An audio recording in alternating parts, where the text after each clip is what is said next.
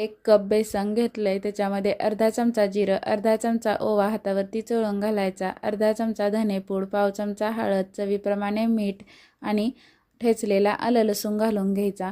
त्याच्यामध्ये अर्धा कप चिरलेला पालक घालून व्यवस्थित मिक्स करून त्याचं पाणी घालून पातळ बॅटर बनवून घ्यायचं. मी इथे हिरवी मिरची घातलेली नाही. तुम्हाला घालायची असेल तर 2-3 हिरव्या मिरच्या ठेचून घालू शकता मुलांच्या आवडीनुसार.